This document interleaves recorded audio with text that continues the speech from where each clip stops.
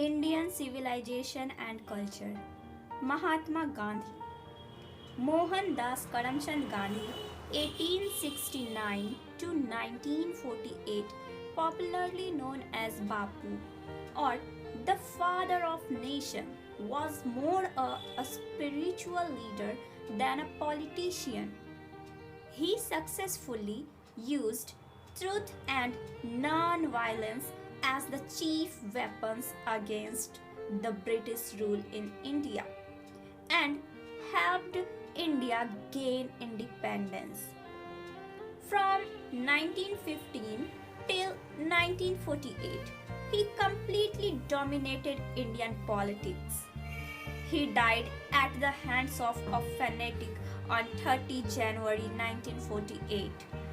His autobiography, My Experiments with Truth, and the numerous articles that he wrote for Young India and the speeches that he delivered on different occasions reveal him not only as an original thinker but also as a great master of just, idiomatic English. In the following extract, The Indian Civilization and Culture, Gandhiji talks about the sound foundation of Indian civilization, which has successfully withstood the passage of time. The Western civilization, which has the tendency to privilege materiality, cannot match the Indian civilization that elevates the moral being. Indian civilization and culture.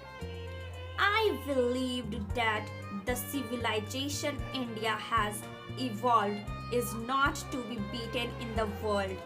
Nothing can equal the seeds sown by our ancestors.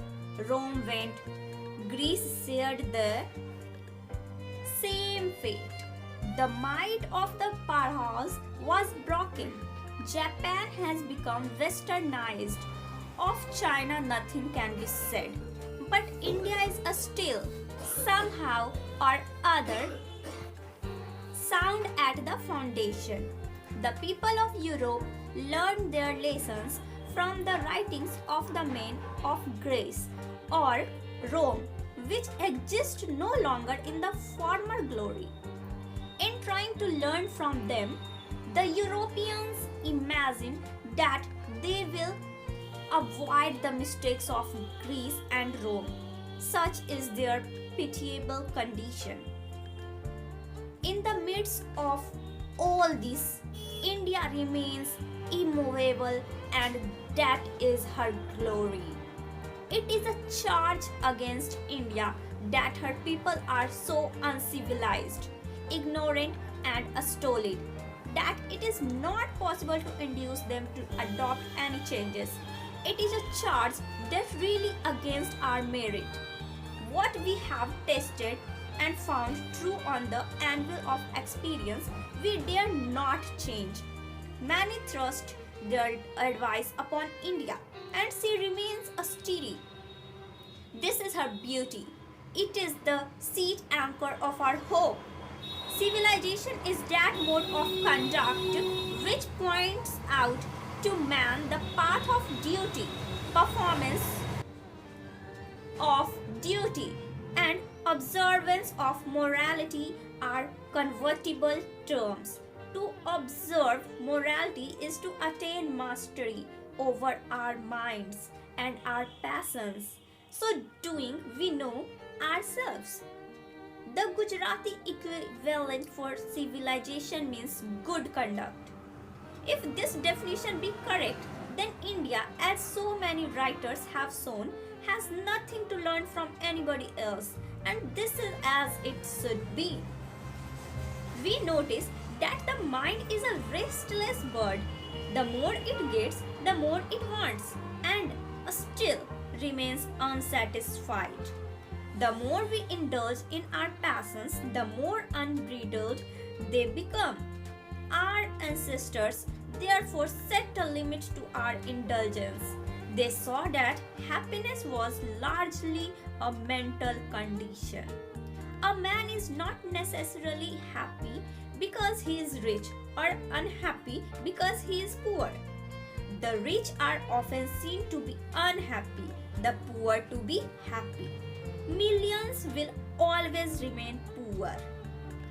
Observing all this, our ancestors dissuaded us from luxuries and pleasures. We have managed with the same kind of plug as existed thousands of years ago. We have retained the same kind of cottages that we had in former times, and our indigenous education remained the same as before. We have had no system of life corroding competition. Each followed his own occupation or fate and charged a regular wage. It was not that we did not know how to invent machinery, but our forefathers knew that if we set our hearts after such thing, we would become slaves and lose our moral fiber. They therefore, after due deliberation, decided that we should only do what we could with our hands and feet. They saw that our real happiness and health consisted in a proper use of our hands and feet. They further reasoned that large cities were a snare and a useless encumbrance, and that people would not be happy in them. That there would be gangs of thieves and robbers, prostitution and vice flourishing in them, that poor men would be robbed by rich men. They were therefore satisfied with small villages. They saw that kings and their swords were inferior to the sword of ethics, and they therefore held the sovereigns of the earth to be inferior to the rishis and the fakirs. A nation with a constitution like this is fitter to teach others than to learn from others. This nation had courts, lawyers, and doctors, but they were all within bounds. Everybody knew that these professions were not particularly superior. Moreover, these vakils and vaids did not rob people. They were considered people's dependents, not their masters. Justice was tolerably fair. The ordinary rule was to avoid courts. There were no torts to lure people into them. This evil too was noticeable only in and around capitals. The common people lived independently and followed their agriculture occupation. They enjoyed true home rule. The Indian civilization, as described by me, has been so described by its votaries. In no part of the world and under no civilization have all men attained perfection. The tendency of Indian civilization is to elevate the moral being. That of the Western civilization is to propagate immorality. The latter is godless, the former is based on a belief in God. So understanding and so believing, it behoves every lover of India to cling to the old Indian civilization even as a child clings to the mother's breast. I am no horror of the West. I am thankful to the West for many a thing I have learned from Western literature. But I am thankful to modern civilization for teaching me that if I want India to rise to its fullest height, I must tell my countrymen frankly that after years and years of experience of modern civilization, I have learned one lesson from it, and that is that we must shun it at all costs. What is that modern civilization? It is the worship of the material, it is the worship of the brute in us. It is unadulterated materialism, and modern civilization is nothing if it does not think at every step of triumph of material civilization. It is perhaps unnecessary not useless to weigh the merits of the two civilizations.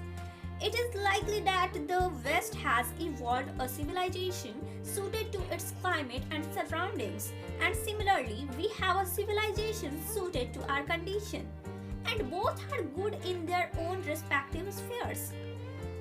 The distinguishing characteristic of modern civilization is an indefinite multiplicity of human wants. The characteristic of ancient civilization is an imperative restriction upon and a strict regulating of these wants. The modern or Western insatiableness arises really from want of living faith in a future state and therefore also in divinity. The restraint of ancient or Eastern civilization arises from a belief, often in a spite of ourselves, in a future state and the existence of a divine power.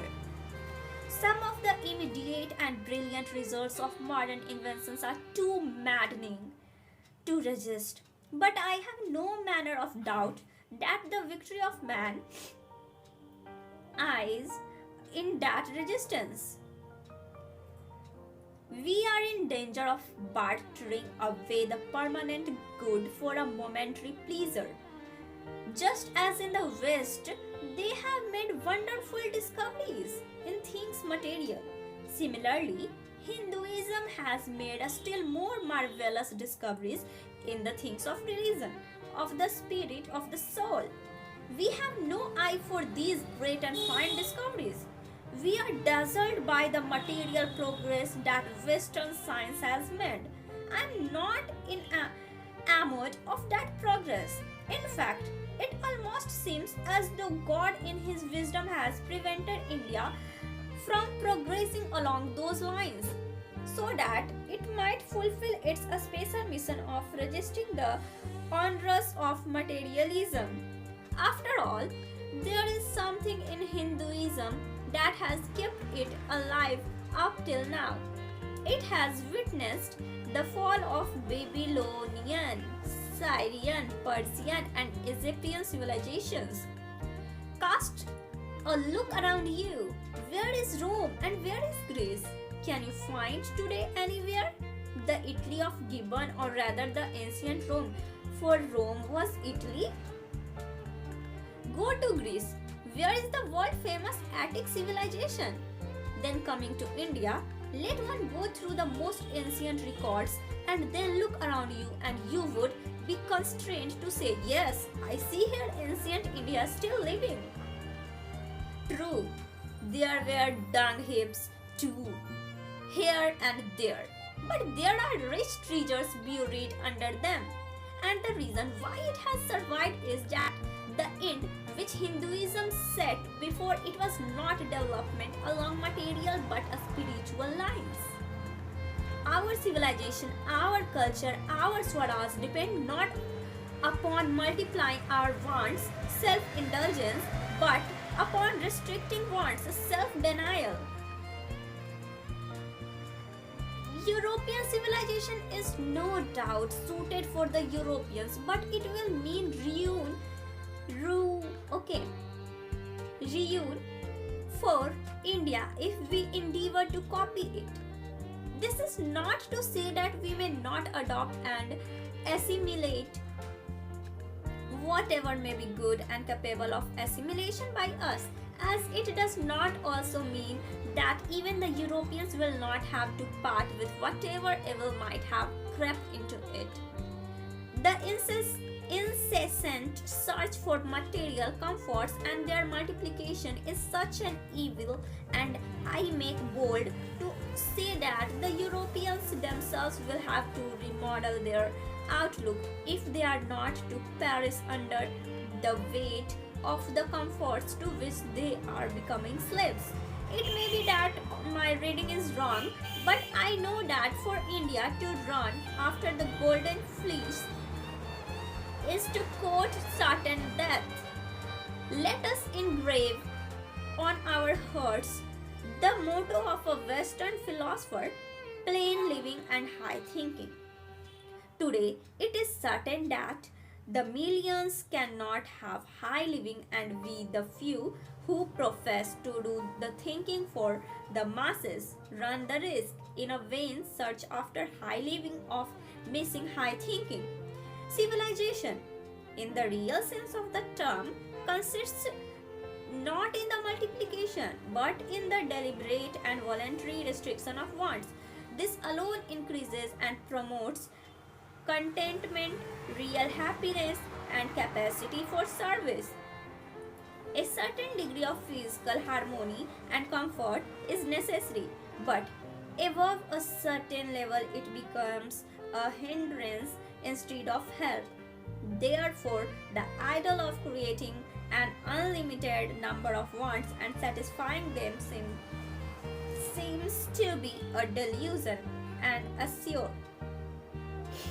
The satisfaction of one's physical needs, even the intellectual needs of one's narrow self, must meet at a certain point, a dead stop, before it degenerates into physical and intellectual voluptuousness. A man must arrange his physical and cultural circumstances so that they do not hinder him in his service of humanity, on which all his energies should be concentrated.